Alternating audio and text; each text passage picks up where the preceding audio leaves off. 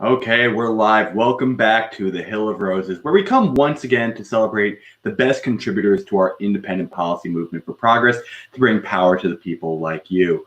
Today on the program, we're going to be talking with Barrington Martin. He's previously been on our program beforehand during his congressional campaign in Georgia's 5th District.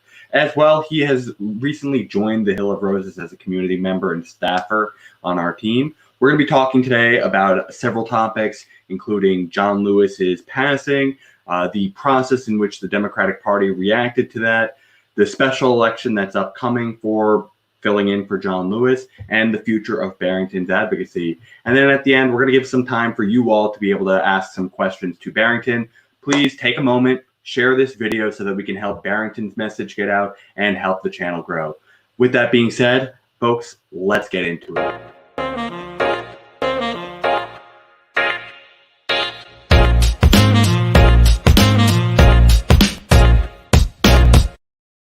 Okay, we're live. Hey, Barrington, how you doing, man? It's been a while. It's been a long time, but I'm so happy to be here. I'm so happy to be talking to you. So thank you again for inviting me.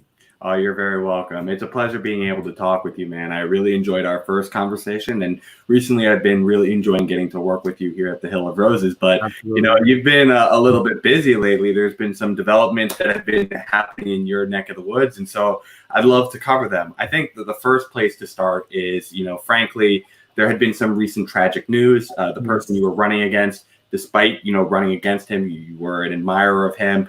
John Lewis had passed away. And I wanted to hear what your first reactions were when you heard that news and what you've been thinking since then about how his life, career, as well as advocacy will be remembered.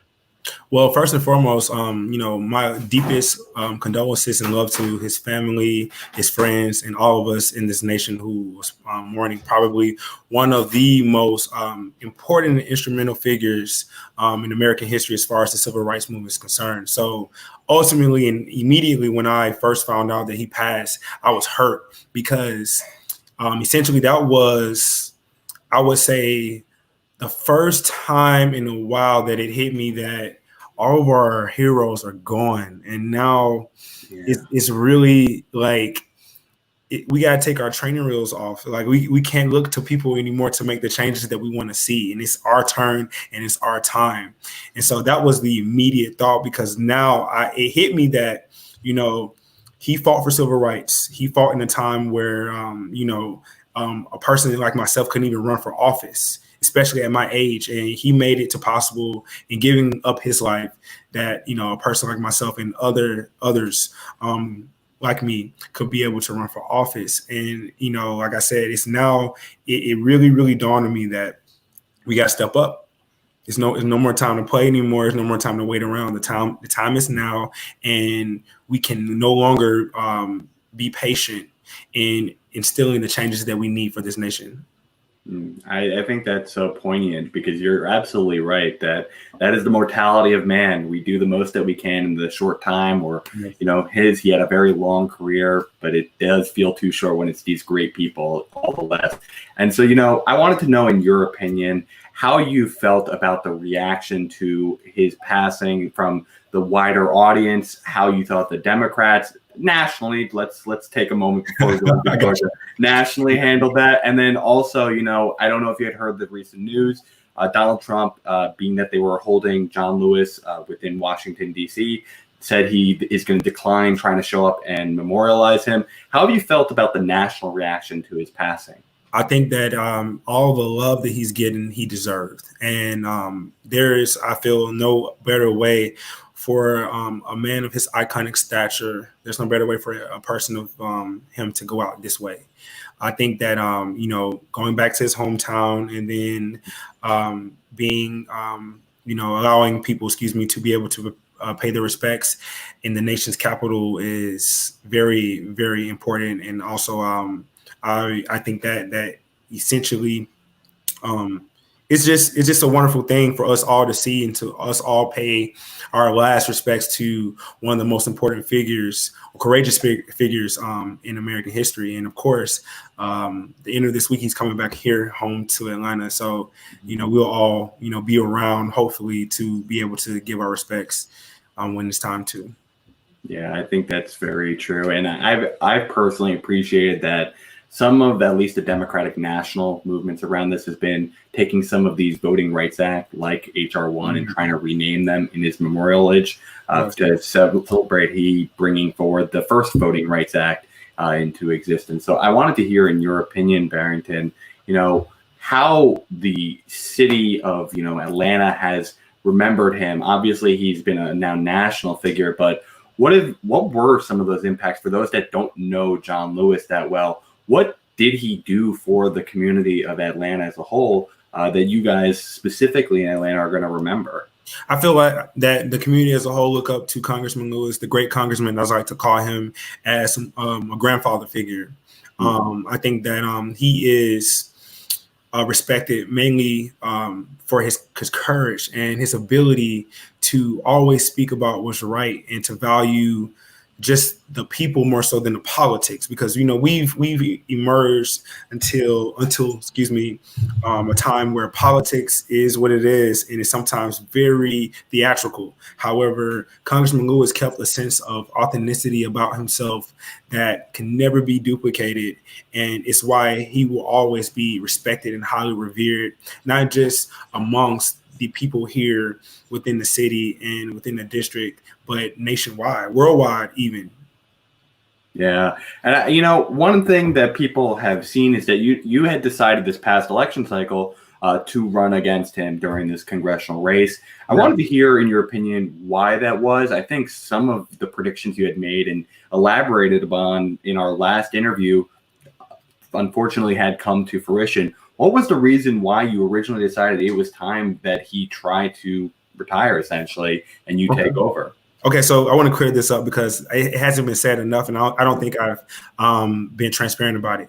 I decided to run for Congress this time last year in July. That's when it was a done deal. I knew in stone. He announced that he had stage 4 pancreatic cancer December of 2019. 6 months after I decided to run. The main reason I decided to run is because I realized, and this goes back to what I felt when I first found out of his passing, is that it is irresponsible for the people of the district to think that an 80-year-old man is supposed to carry on the fight that he's been fighting all this time. At some point in time, that lion isn't as strong as it is, and it's time for a young lion to emerge. Not to mention, no one, in my opinion, stepped up to the plate and were able to confront him face to face and toe to toe the way that I did. And it's various reasons for that. But I think that a lot of people, especially within politics, were more so concerned about their jobs and their political careers. And although I may understand that, I think that's an excuse, because at the end of the day, you're a public servant. You're put in these positions to make the necessary leadership decisions that will be best for the people. So with that being said, I ran against Congressman Lewis because I knew that he was aging, and it was just time for the change of the guard. He served long, he served well, he exuded the absolute definition of what it means to be courageous. However, in leading or being at the helm of a district for 32, 33 years and still dealing with the problems that you encountered when you were of youth, it's time to go a new direction. And this wasn't a note of disrespect or a note of me trying to make a name out of myself. This is for the simple fact that I have skin in the game, and essentially having family that lives in the district that, need those necessary changes, that need those necessary policy initiatives that I plan to put forward.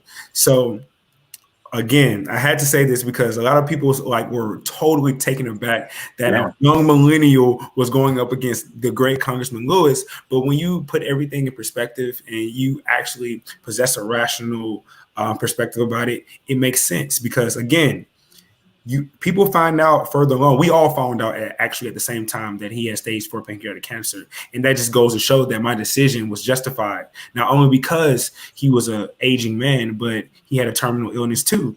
And, as I stated before, we will be in this predicament, and months later, look at where we are. Yeah, you're very right back then, and I think it is a very noble way to say, it's not a disrespect to his career in the slightest to say that sometimes you do need just new leadership, not because he's doing bad, but because he's getting to the twilight of his career. And so I wanted to hear, frankly, now let's moving forward of what happened post his death. There were some decisions that had happened within Georgia's politics on how they were going to handle it because, he is a congressman, you got to replace them. And so they had decided to go forward through a process to inevitably nominate Nikema Williams, who is a chairman in the Georgia Democratic Party, to be the nominee in the fall. And as well, today, Brian Kemp announced the special election that'll be taking place in September to fill in for John Lewis until, his term concludes in January. What was your reaction, first of all, to the way the Georgia Democratic Party handled this process of replacing John Lewis? Okay, let me start out by saying that it's important to say that they follow what's in the rule book. However, they bent the rules to their liking just a little bit, and that's just by choosing someone on Friday when they didn't have to choose anyone. They just had to put out a notice to state that they were going to choose. Now, let me also state that I think that my run has been a clear testament to this. I've never wanted anything to be given to me. Let me start out by saying that. And, I've seen a lot of narratives that a lot of people, felt that I was being a sore loser or, something along those lines, when essentially it was never about me. It was always about the people that I aim to serve or that I'm looking after, to make the hard decisions. It was a hard decision to run against Congressman Lewis because I knew the backlash I would get. But now that the dust is settled and we see what is the aftermath from that, it's not about me being right. It's about me making those decisions that are going to face backlash that will allow the people to see that essentially I did this for the greater good of them. And now what's happening with the party is the party handpicked their selection instead of allowing it to be a democracy, instead of allowing it to embody the democracy this nation was founded under. And so it was a very, very disappointing, and it's not disappointing. I'm not saying that because I'm not the nominee. It was more so disappointing because I didn't make the final five on the short list. I would think that because I garnished 20,000+ votes, then I would be an automatic bid. Because what's not, I guess, taken into account here is like how big those votes are. First and foremost, John, no one else in who's ever primary Congressman Lewis has ever had that many votes that I have. Yep. Not to mention I did this as a first-time politician. Not to mention I did this with hardly any resources due to the pandemic. Not to mention that I had zero, and I mean zero, not even a little bit support from the party itself. And so it's not spoken about enough that a young millennial comes out of nowhere and gets 20,000+ votes against Congressman Lewis, and it's not spoken about, or he's not even on the short list of the nominees that the party selected. And it was disappointing from a personal perspective, but it was disappointing from the fact that 20,000 people came out during the hot sun, raining, voter suppression, 3-4 hour lines just to vote. It came out to vote for me. And the fact that I was not considered within the final five, in my mind, tells them that they didn't matter. And I can't stand for that. And so that's why I can officially announce that on September 29th, I will be running in the special election, not for myself, but for the people of my district and for the 20,000 people plus people that believed in me, because it's not about me at the end of the day. It's about you all. And I'm here to show you all that we don't have to sit around and allow the parties to just have their way with us, and that there is somebody that will fight for you at the end of the day, and that you don't have to be afraid to speak up, speak out, and do the necessary things to make the changes in the party so we can make the necessary changes in our nation. I think there's a lot to touch on there. I do think, the results that you did garner were very commendable for a couple of reasons that you did not mention as well. Frankly, you were doing this in the middle of this whole pandemic that was ongoing, so that kind of limited some of the ability to do campaigning. So when you have an incumbent with huge name recognition and you can't get into the field, that's a really big hurdle to overcome. And then secondly, I remember on the day of the election, you had mentioned that there was some inconsistency with the absentee ballots as well. Yes. And so I think overcoming both of those factors to put up the numbers that you did was highly commendable. Thank and you. so, you know, the two things I really wanted to focus on, first, I want to congratulate you on doing this run because I think you should be, and I'm really glad you made that decision. You know, first, the special election process. What are you hoping to do in what should be around 1 to 4 months of a term? 4 months if there is no runoff, 1 month if there happens to be a runoff for that seat. What would you hope to be able to do in that short period of time? Honestly, John, what I plan to do is not going to be done in a short amount of time as far as on the legislative side. But what I plan to do, and this is one of my shadow goals that's probably as important as the policies that I want to enact, is I want to alter the culture of just how people view politics and just the relationship government has with the people, because it's time for the people to truly feel that they are the CEOs of the government and not the other way around. They are the board members of our government and not the way around. In that month in time, I feel that me winning the special election places, or at least enlightens the people for them to understand that the power has always been in their hands. Because again, we got to take a look at the dynamics of me running in the first place. I owe no one any favors. The party did not support me, meaning that I didn't get the party's permission to run. I did that on my own because I had the foresight and the heart and the courage to understand what was at stake. And I knew for a fact that even the people that I planned to serve were going to hate me because of the stature of man that I was taking on, with that being the great congressman. But as I told you before, on camera and off camera, I knew this would happen. I knew this would happen. Yeah, you and did. I wasn't afraid.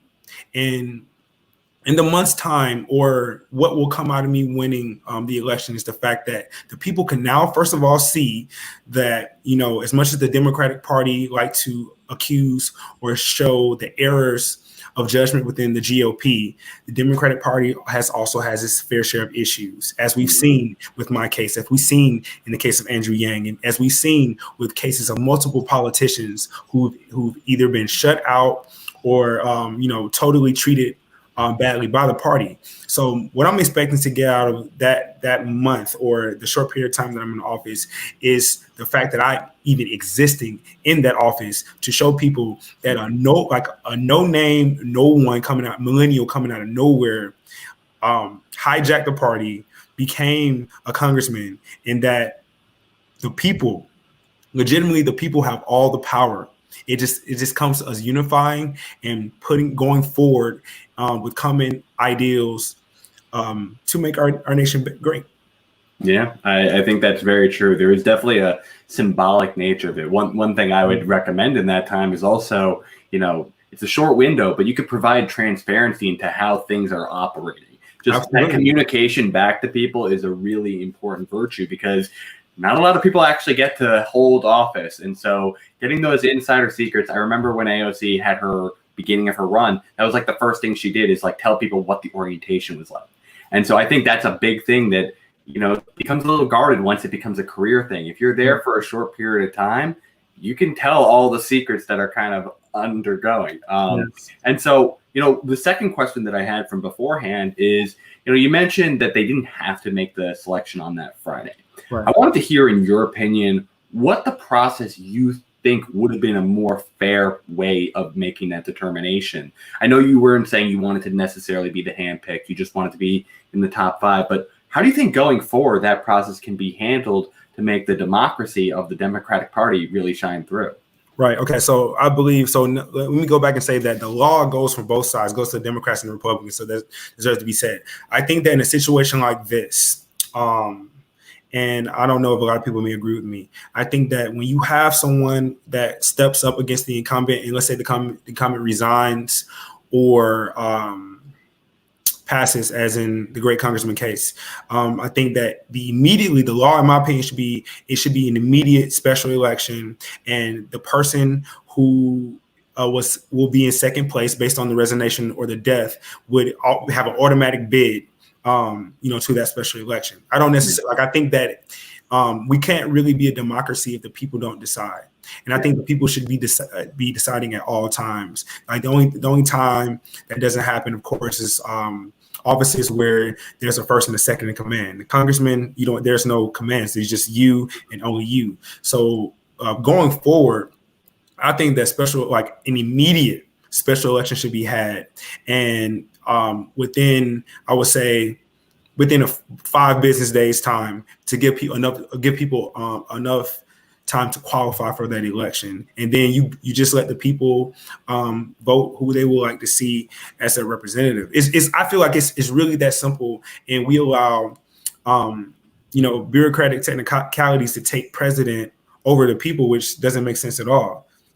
Like it's to me, and this is no disrespect to Nikema Williams at all, no disrespect to her at all, but it just looks bad for optics when the chair of the party of the state is chosen to be the nominee. Like it doesn't, that can't sit well with anyone who believes in democracy. And I think that at the end of the day, democracy is one of the most precious tenets this nation was founded under, and we must do what we can to protect it at all costs. So anytime that happens, immediate special election, give people who want to qualify for the election 5 business days to do it, and then go forth.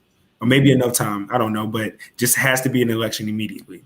Yeah, I do think that generally makes sense. And I think one of the reasons why they don't do that today is it's the fact that government's a little outdated in terms of its technology and being able to get these things out to people quickly and be able to get their responses back to them. I think it really speaks to how you build that infrastructure of actually listening to people. The next question I wanted to ask you is, Nikema Williams was the person who was nominated. I wanted to hear if you had any thoughts on her in general. I personally agree that it does seem like a conflict of interest in the selection, but disregarding that for a moment, what do you think about her as an individual in general? Have you had enough time to get to know her? I haven't had any time to get to know her. I hate to say that I wish I did. And the reason, not to say I wish I did, but I wish we could have spoken, because you would think that in running for a seat like Congressman Lewis's, that the chair of the party would at least, send me out some type of communication during my run, but it didn't happen. And I don't necessarily blame her for it, or I don't have any ill will towards her, but I don't necessarily have an opinion on her either, because I haven't had a relationship or been able to garnish a relationship with her. But I'm pretty sure she's done great things for her district, because, she's a sitting Georgia senator. And I'm pretty sure that people will say great things about her. I can't make any judgment call, honestly. Yeah, that makes sense to me. I think the last question I wanted to ask before we go to a couple of fan questions is, win or lose in this special election, it'll be a 1 to 4 month term if you happen to win. I wanted to hear what the future of advocacy for Barrington Martin is. What are you thinking that you want to do beyond this cycle? What are you hoping to carry on? Are you planning to run again? What do you think you're going to try and get yourself involved in? I think that I'm best suited for office on the federal level. So I'm going to always be interested in running. But in the meantime, what I'm trying to do right now is I'm involved with this coalition, nonprofit, and we're going to inner city neighborhoods, and I'll be teaching probably online right now due to the pandemic, but I'm going to be teaching adult civics classes. And so basically, I realized in me running for office that people can't expect better or want better for themselves if they don't know better. And so I feel that it's very, very important for me to extend that knowledge base that I have. And that way people could be more hands-on in changing their own communities and understanding the necessary things they need from their elected officials and moving forward. So I'm going to be involving myself in that, but more so than anything, I'm going to be heavy in the community from here on out. I have before, but due to the fact that I understand just how dire things are, just how, bad this pandemic has made the political arena and the economic arena itself, people need solutions, and that's what I'm here for. So despite whatever happens this September in the special election, you're going to see me again. Like, everyone's going to see me again. And you probably will get tired of me, not hopefully, but most definitely. I strongly doubt we'll get tired of you. And I lied. I had one more question. Sorry, fans. Okay. No. It's okay. So, well, one more question is, I wanted to hear, this election is kind of shortcoming. It's September. What's your game plan in the days ahead to try and get the votes out? You did, as you said beforehand, got 20,000 plus. What are you going to be trying to do now to actually bolster that number higher in the months ahead this summer? Utilizing resources, John. I've gained so many friends along this process, and so many supporters, so many people who didn't know who I was, and now they want to be able to come aboard and join this fight, because I really feel like we're going to make history here. And I don't mean that in the sense of me just getting elected, but this is going to be a time where the people realize it's like that they have all of the power in the world. I think of it in the sense of a second American Revolution, but no gun will be drawn, no fight, no battle will be had. It would simply be the people empowering themselves and realizing that they had this power all along, but they haven't been taught to use it, and they've been taught they didn't have it. I plan to take that 20,000 plus votes that I've had and exponentially, grow it from here to September, because there's no excuse. And I get it. I took on a titan. I took on a titan, a cultural titan and a political titan in the great Congressman John Lewis.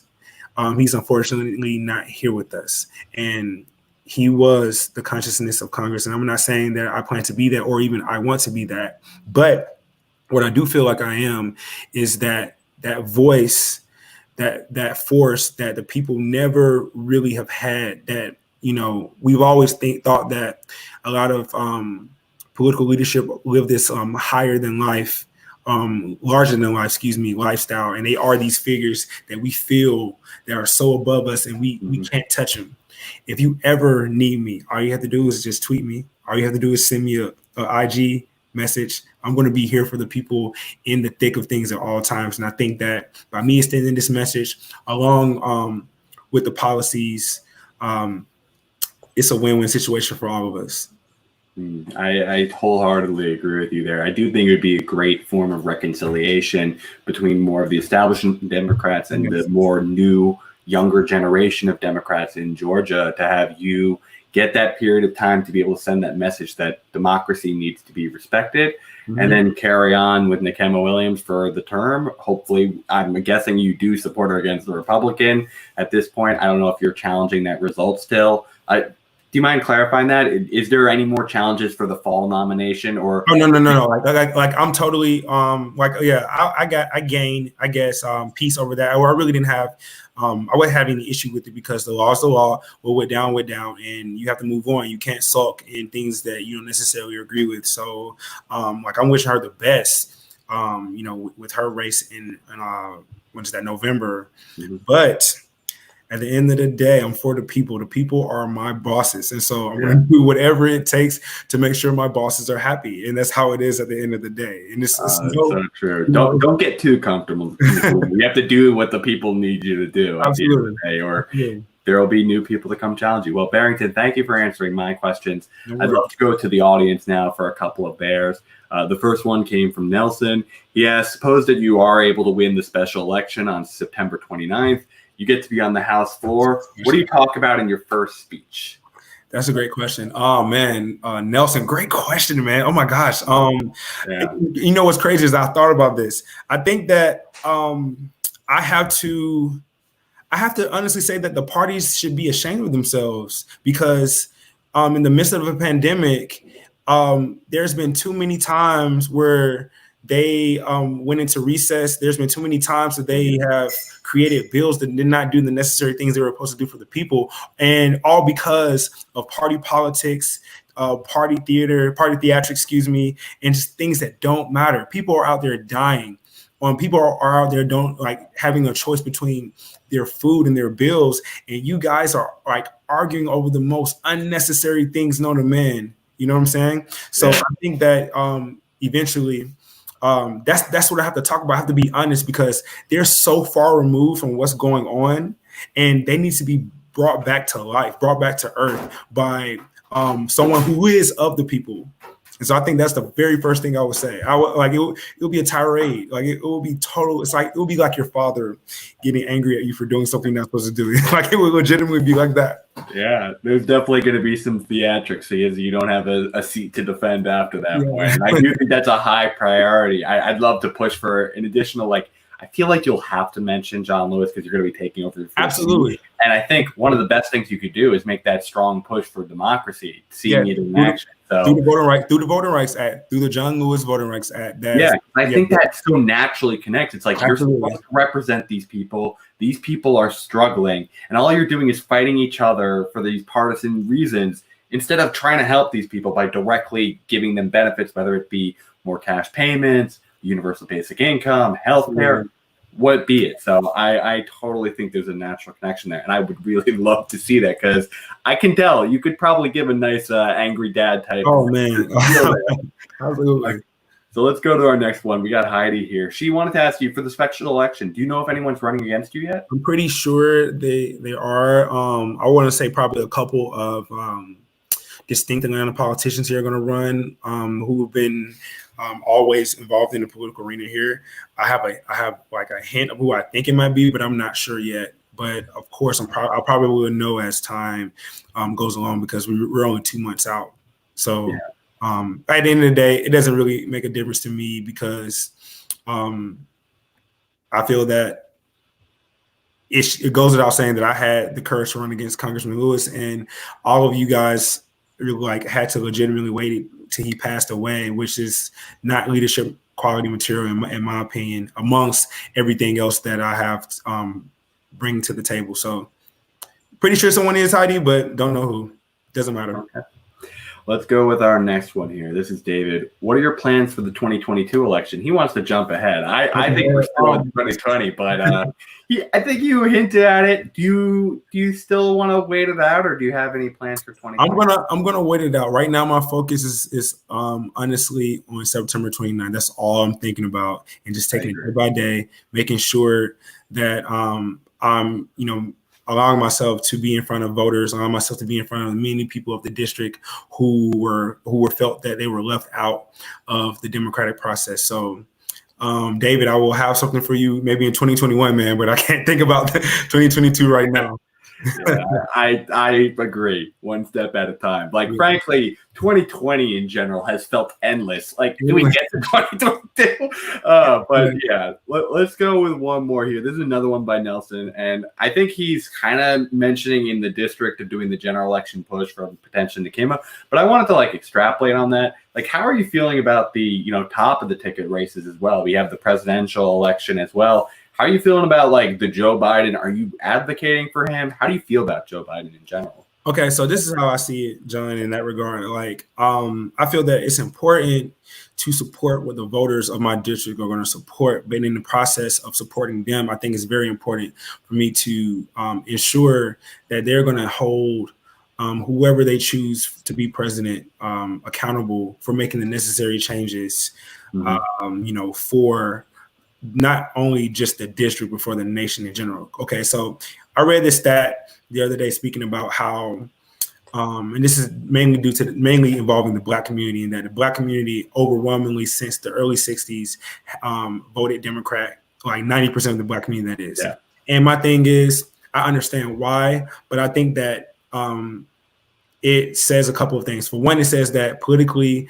the Black community is a monolith, and that's not the case at all. And the reason I'm bringing this up is because I think that's important that all demographics of all people within this nation, it's time for us, all of us, to expect more from our government, expect more from our elected officials. And we have to begin using our votes as leverage is to make the changes that we want to make. So again, like, personally, I'm honestly on the fence because I don't necessarily agree with the vote blue, no matter who. I think that's politically cheap because I agree. I like you guys, everyone wants to get Trump out of office, and I understand why, but that doesn't mean we should sacrifice the things that we need just to, remove someone from office. So I'm going to do my best to get a feel for what the people want within the district, and then in the process, of understanding who they want and who they support most. I'm going to like be on them so they can be on the elected officials to ensure that their policies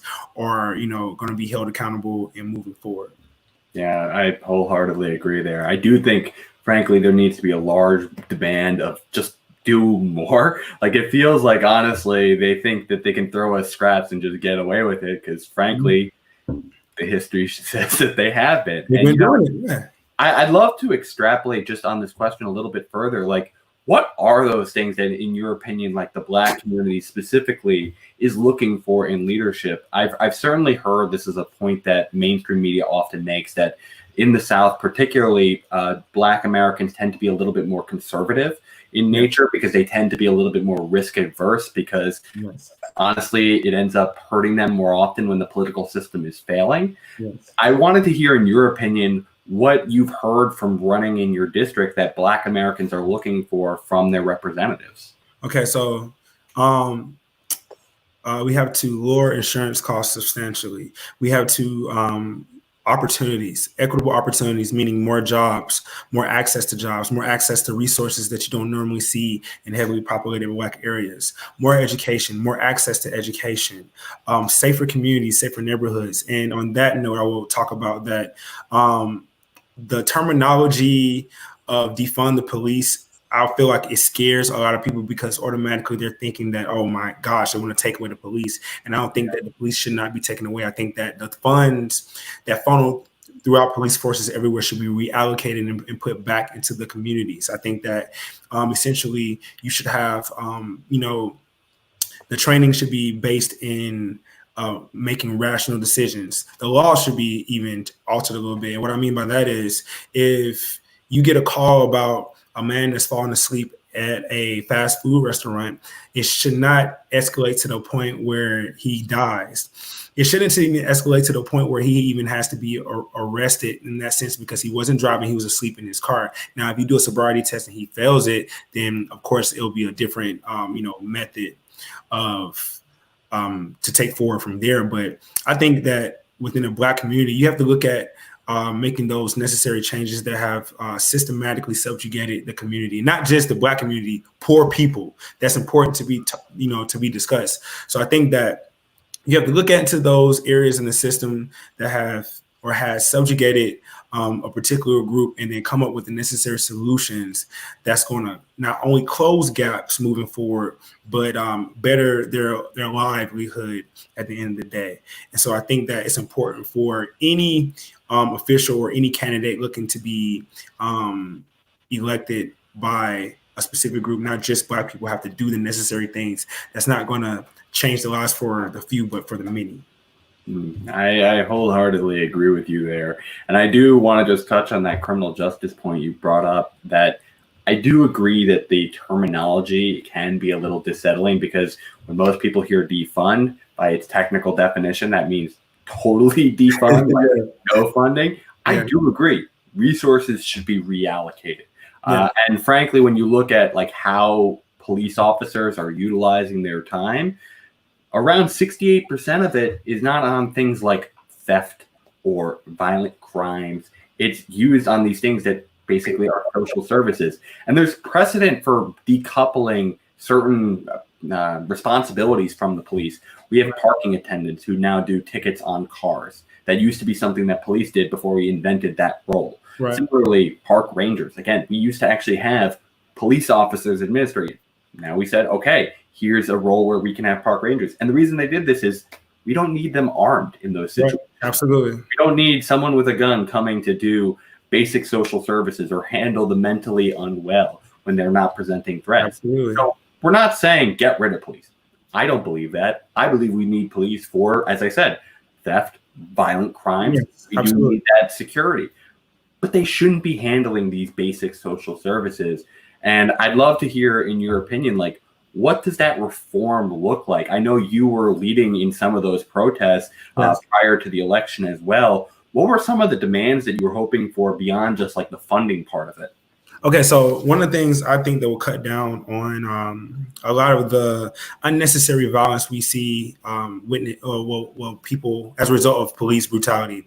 For example, I think that a lot of the trainings should be geared based on making rational decisions, or the best decisions that will serve not just the officer but the community. The reason I say this is because I think that we have sort of lowered the bar in regards to the type of police officers that should be serving us. I remember a long time ago, and not just a long time ago, we used to call police forces everywhere, the men and women be the finest, like New York's finest or Atlanta's finest. And that term has suddenly disappeared for whatever reason, right? And I feel that essentially cops should be the best problem solvers on the planet, or should understand that, how to de-escalate situations before they even escalate.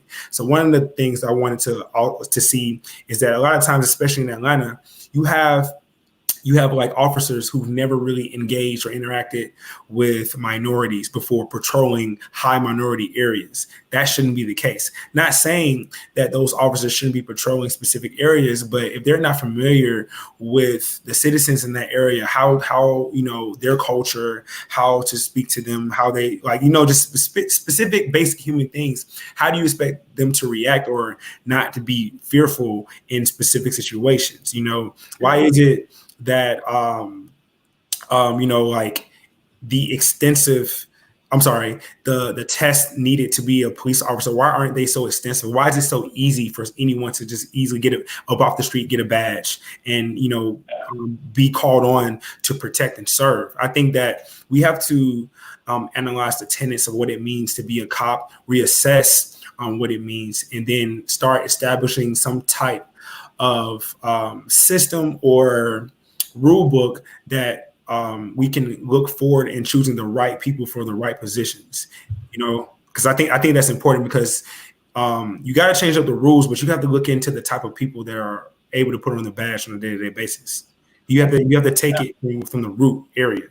And I think I wholeheartedly agree with you. It's not enough to just demilitarize, which we should, but we also need to have the people underneath who have this authority to use violence. That is what the police are. It is a government authority to use violence to establish authority of law. Mm-hmm. They're fundamentally better equipped people who understand their communities and are looking to actually serve and protect instead of just penalize. I think that is incredibly important. The last question I'd love to ask you as we're wrapping up is, as I had said beforehand, you were taking part in the protest during your campaign. These protests have continued to ongo, and now it's reached the point where in certain areas of the country, the federal guards have been called in to be able to try and, as they say, quell the rioting. What do you take as a stance in these situations, particularly like these Portland instances?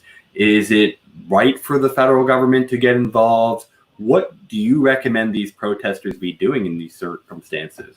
I personally feel like if the protests are nonviolent and if they are peaceful, then there's no need to have any type of federal intervention. Now, I honestly have been looking at it, but I have still grasped an idea on exactly what's going on. I've just been seeing the chaos occur on a nightly basis, and I'm trying to understand, well, who's provoking who? In some respects, I feel that sometimes the psychological parts aren't really spoken about enough. But if we're just simply peacefully protesting as we can within our rights to do, why is it that there are these men and women who are heavily armed, looking like soldiers in the midst of what we're trying to do?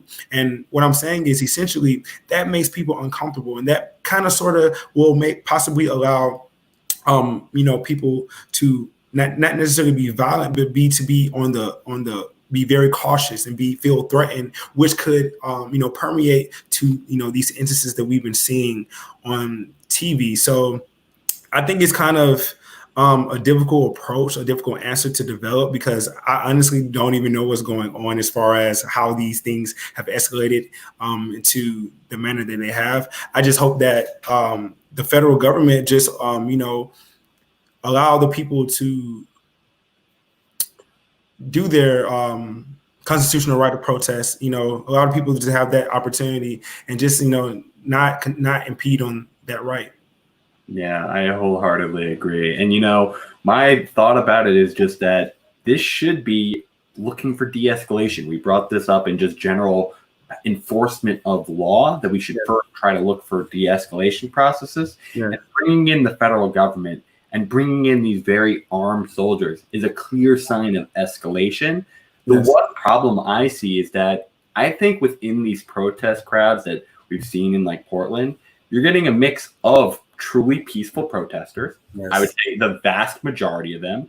But then you also have certain people who are taking advantage of the chaos to create more chaos, letting out that like primal energy where they don't have any job or security that they need to worry about. And so that they're taking advantage of it, setting off fires, throwing fireworks. I think the problem is we're having these two crowds mixed, and you see one side of the argument saying, we're focused just on these rioters, these people who are violent. Therefore, we need this national authority, but they're cracking skulls of peaceful protesters as well. Right. And the other side is just seeing the peaceful protest side and saying that there's no problem whatsoever that needs to have some security established to.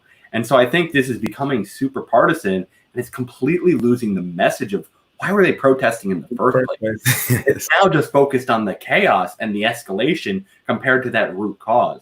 And so I think we need more people to try and get back to these peaceful demonstrations and then make it very clear it's on the message. I love that the Portland mayor came out to these protests. I'm hoping that the federal government now takes the step to de-escalate.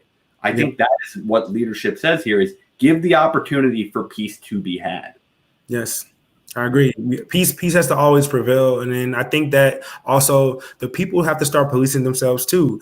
Yeah. When you know that you're a protester and you see something occurring that's not in alignment with the reason that you're out there, then you guys have to step up and say, hey, you either get out of here or, you can't be with us, because we're not here for all of that. Yeah, I wholeheartedly agree. Well, Barrington, the last thing I'd love to ask is, you are now running for a special election. How can the people who have been watching today be able to help out your campaign? Yes. Okay, guys. My website is votethedream.com. That's VOTETHEDREAM, votethedream.com. Please check out the entire website. When you hit the menu button, you will see the donate button, and it will take you right to my ActBlue page. Follow me on Twitter. That's _Barrington II, and follow me on Instagram as well. My page is Barrington for Atlanta. Okay, well, Barrington, thank you so much for being here today. We look forward to continuing to talk with you, work with you, and we wish you the best of luck in the days ahead. Thank you so much for having me, John. I really appreciate you. You're very welcome. Have a great rest of your night. You too, man. Okay, guys, so that was Barrington Martin. Again, if you want to be able to support his campaign, we've put it in our chat. Go to votethedream.com to be able to support him out. I know personally, I love working with Barrington in our organization. I have already endorsed him prior to this special election. I did it in the actual primary. I hope you guys will support him. He's a truly honorable man, as you've just seen beforehand. With that being said, let me give you a couple quick notes. We're continuing to have episodes today. We have another episode. This was a special one because we saw the special election announcement. We wanted to have Barrington on to be able to talk about this Georgia primary. But we have another episode in now 9 minutes. So please stick tuned. We're going to be talking with Betsy Sweet, who ran for the election, the U.S. Senate in Maine. So we're going to be talking with her about her campaign. She was not fortunate enough to win, so we want to talk lessons from that campaign, what she thinks of the days ahead, how she feels about Sarah Gideon, as well as the other members who are running in that race. So we hope you will stick tuned for that. Please take time to share this video, like it if you did enjoy what you saw, subscribe to the channel so that you get notifications whenever we come out with new content. You'll be notified even more so if you hit that bell button if you're on YouTube right now. And finally, I want to give you a quick programming update for what we got for the rest of the week, because as I said, we're going to be producing content pretty much Monday to Friday always. Come August, we're making a slight change to give me off Friday every other week. As well as we're making another content change. We're doing Mondays are going to become commentary. I'm going to start creating PowerPoint decks to be able to talk about current events, talk about policies, and give you more of my opinion, more than just hearing only from the people that we interview. Furthermore, on Fridays, we're going to alternate between being on and off. And during those days that we're on, we're going to start hosting debates again. So if you are looking forward to being a member of a debate for something that you're very passionate about, look out on our social medias for sign-up forms to be able to participate. With that being said, for the rest of the week, we have some really great content upcoming. We're going to have Full Bloom with Lisa Ring tomorrow. That'll be at 9 p.m. Eastern time. Then on Wednesday, we'll be talking with Noelle Bivens. She is another congressional candidate in addition to Lisa Ring. Noelle is running in Tennessee's 4th District. Lisa was running in Georgia's 1st District. Then on Thursday, we're talking with Vermin Supreme. He was a former presidential candidate for the Libertarian Party. And we're going to talk to him about, can left libertarianism exist within the Libertarian Party? And then finally, we're going to be talking on Friday this week with an organization called Demodraft. It was founded by several members of the Yang Gang from Berkeley College, and it's a way for candidates to be able to crowdsource funding before they actually start their campaigns, and without you needing to actually forego the dollars. It's just a pledge so people understand how much support they can generate before they actually launch a campaign. So we look forward to talking with them about their service. With that being said, as I said beforehand, stick tuned. We're going to be talking with Betsy Sweet in around 5 minutes. So I hope you guys are staying safe out there. I love you guys for tuning in today. And as always, I hope you guys stay rosy. See you all in 5 minutes.